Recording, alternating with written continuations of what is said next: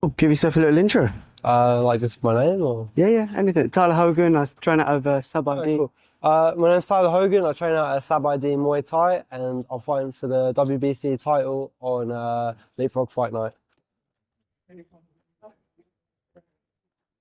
So we're in Hoxton Street right now. Yeah. Sort of just nearby to where I live. Get like nice food here sometimes. I don't know. My dad would be able to tell you a lot more about it than me. He's lived here all his life pretty much. But yeah, it's nice. It's local, you know. Down there, the barrel down there. We go there, get pizza, coffee. £5 pizza. Yeah, it's nice. It's nice. It's been £5 for as long as I can remember as well. No inflation It's not right gone up here. with inflation. It's nice. Other places maybe, but not down there. There's the fight posters up in there somewhere as well. Are they? Yeah, there's one of them in there. I don't really drink, but lots of people that support me, they're in there. So I don't know if you can see it. Drink. I wouldn't say I don't drink, but rarely, you know, I don't enjoy it, so I just don't do it. There's no pressure to do it. Like my girlfriend's not a big drinker. Yeah, so there's no reason to. I feel like if I drink, then I can't train to the best of my ability. So I just don't like. Yeah. There's no fuss. What about when you were at school? Secondary school and No, I never really got into it. It just wasn't my thing. Yeah.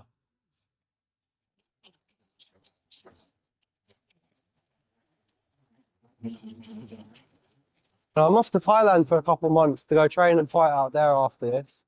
And then back, had fun playing. And then as we got older, stopped playing so much. And that's when I got in the Muay Thai gym. Yeah, and then kicking and kicking. yeah, kicking and kicking, bro. Left leg all day. The old football pitches.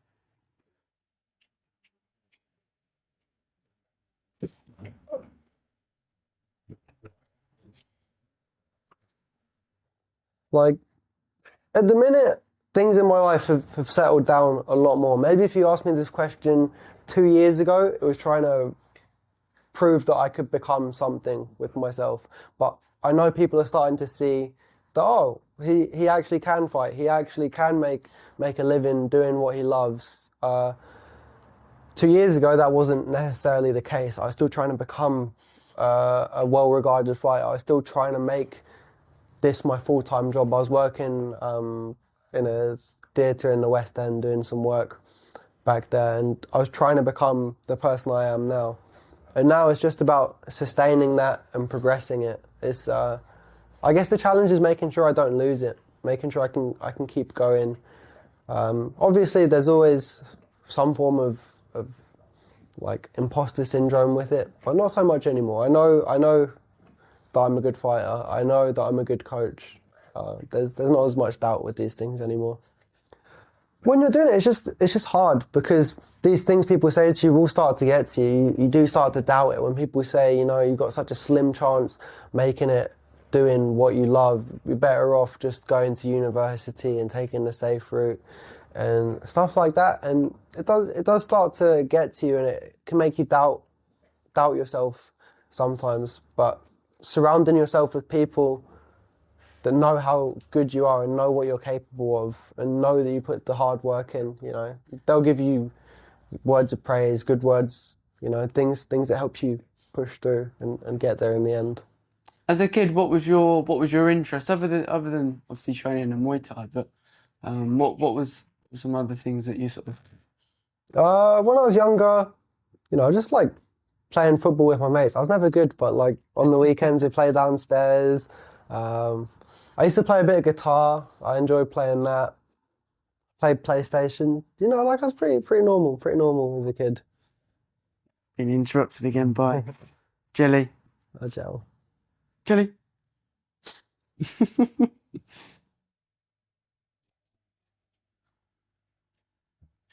How long have you been out of these for? A couple of years. They used to be Aaron's turtles, and then he moved, and then he's like, yeah, they're not going to grow much, and they like tripled in size. What's their names? That's Liggy, big one, Big one. and the small one is Jim Bob. Do you come up with these names, or was this Aaron? So Sherry's always called Liggy. He used to be called Marley, but my granddad had a dog called Marley, so I was like, all right, you can be Jim Bob. That's his name. Yeah, we got a lot of animals. There's another cat there. There's another cat. Yeah. So this is my, well, it used to be my dad's room, but he's moved out. So we're in the process, I'll be moving into this room with my girlfriend, and yeah, it's a lot bigger than my room. It's my room. Nice. So you got the guitar. There's two of my guitars. There's another one in there somewhere. Some medals from some of my old fights. Yeah. Nice. And where's the WBC title gonna go? I'm gonna go in the gym. Yeah. The gym, yeah. If I had to put it somewhere, maybe I'd go in the front room. But Yeah. it belongs to the gym. You know, that's where the work gets put in. I've won all my title fights. Awesome. Just so you know.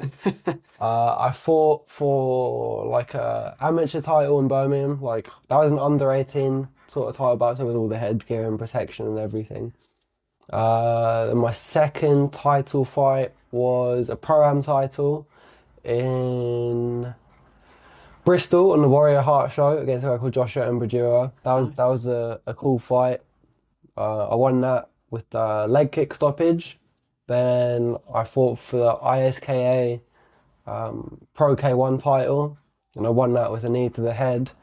And then I fought for the CFS British title, and I won that with a kick to the body. So this will be my 5th title fight overall, I guess, but my third pro title fight. And with Daniela. Yeah. Big name in the sport. Where is she on the rankings? I'm sure, is she? I think she's number 1 at 55. Yeah, number 1 at 55 in the UK, and I think she's in the top 10 in the world for the WMO and the WBC as well. Awesome. I'm trying to get to where she is. What's it like training with somebody that's sort of where you want to aspire to go to in terms of the level of fighting? And she's fought on obviously RWS most recently. Yeah. What's it like training with her? Oh, it's great, man. Like, it's cool knowing that our gym can get to these places. So I know it's just a matter of time before I get to them too. And Daniela's a super hard worker, so she's always motivating in that regard. No, not really.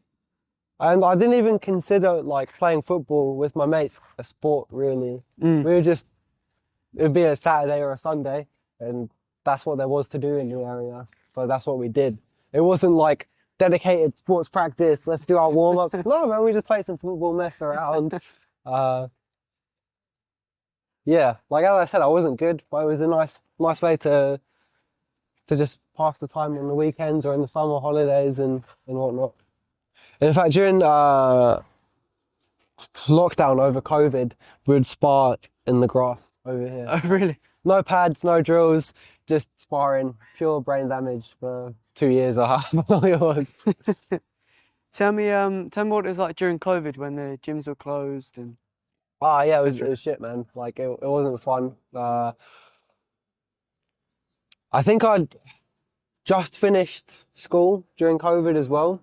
Like I was ready to get to work, teaching classes and whatnot. But I couldn't. Everything was closed, and I couldn't fight because all the shows were off. So it was a hard 2 years. It wasn't nice. But I'm glad it's done.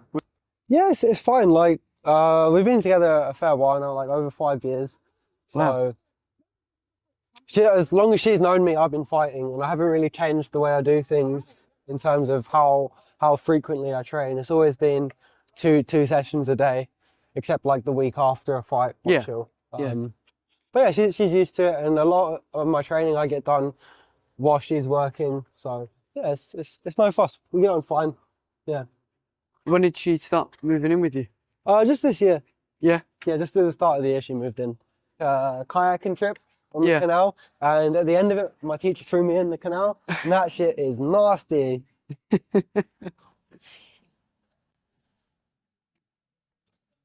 Let's talk about the fight coming up this Saturday. Yes. Stylistically, how do you think you two differ? How do we differ? I think I'm a lot more adaptable.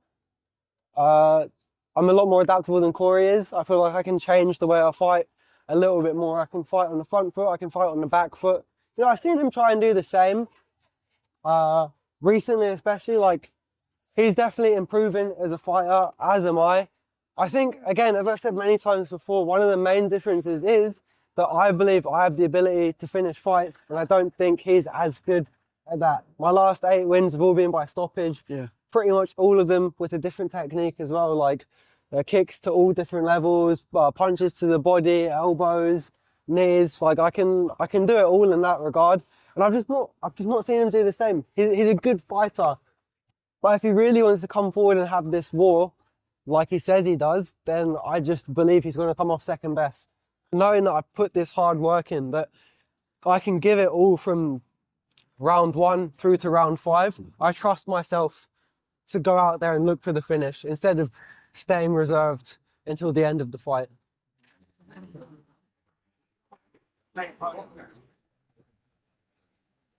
My mum lives on a canal boat, not here, outside of London somewhere. Do you ever see her? Yeah, I see my mum. She'll be at the fight. Yeah. Yeah, I see her regularly. Yeah, I remember one fight I had, it was like the 3rd round, and both me and my opponent were tired, and we just sort of like throwing dumb shit at each other. And my brother's just there in the crowd screaming, "Survive! Survive!" And I'm like, after the fight, and I lost that fight, split decision, I spoke to him. I'm like, "Bro, why did you say that? Like, what do you think the judges are going to think if they hear you yelling at me to survive?" Ah, man. And he stopped yelling "survive" after that. What do you want to do after that? I like to continue coaching. Like, Yeah. That sort of is my job. I fight, but I make my money through coaching Muay Thai. That's my profession, I guess. So who do you coach? Is it more beginners? Is it sort of one-to-ones? I do a complete mix of levels. So I do one-to-ones with people that are new and just want to improve their fitness. Some people that want to get to that level where they can fight. Some people that want to become better fighters. And I teach classes, and the classes are all mixed levels. So we have some people it's their first time, some people who fight A class, you know. But yeah, that's what I'd like to continue doing once I'm done fighting, is show that it wasn't just luck. Yeah, 2.5 weeks after the fight, I'll be flying out. My girlfriend will be coming with me. Last time I just went out by myself, and she came towards the end, but she'll be going out for the full time with me, which would be nice. She's quit her job, so I hope we can make the most out of the time with her. How long are you going out there for? About 3 months. Wow. Yeah. I want to find the gym that I feel comfortable and just stay there, you know, and just fight, train. What is that culture like when you're obviously a foreigner going to Thailand, you're wanting to fight?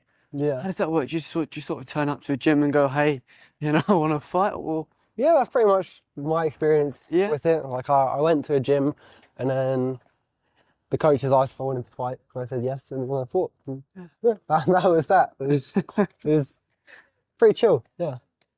Again, like I feel like I'm getting to that point where I've done a lot in England and a lot in the UK, and the next best step for me after beating Corey is going to be to fight on those international stages and fighting those international opponents and sort of stepping outside the UK into the world rankings. And I think Thailand might be a better place for me to do that compared to England. yeah, you also get a mix of styles as well. Yeah.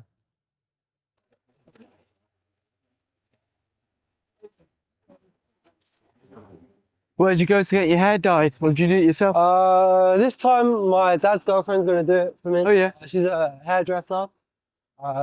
So I'm sure she'll do a good job.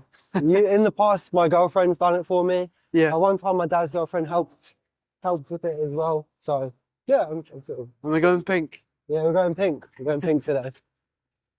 Green with the green belt. That was the idea, but I don't want to look like the Joker walking down the street in my day-to-day life. I don't want those accusations being hurled my way. So I just go pink instead. They can hurl accusations when you're wearing a green and gold strap. Tell me what it would mean winning this WBC title. I don't like it. It mean a lot. It's something I've wanted for a long time. Even when I didn't know that I wanted it, when it was just like a distant idea, you know, when I would watch other people win these online and stuff like that. And the WBC title was just one of those that people recognize. Yeah. You know, people that watch boxing know what a WBC title is. A lot of people have seen it before. So being able to have one of those myself, something that I've seen so many people win, it would mean a lot to me. Yeah, even though it's just like a national one, it's still worth a lot to me. Yeah, yeah. They list off Muhammad Ali. They list off Mike Tyson, Tyson Fury.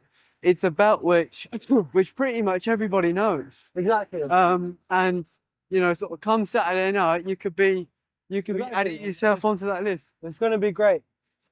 Like on my phone, I have on my notes app. It's been on my sort of goals list for a long time, and I specifically wrote it down for 2024. I wanted to break into the UK rankings. Yeah. And I wanted to win a WBC title. So to get put in the rankings in January and to get offered this fight all the way back then, like, the year's going well. The year's going well.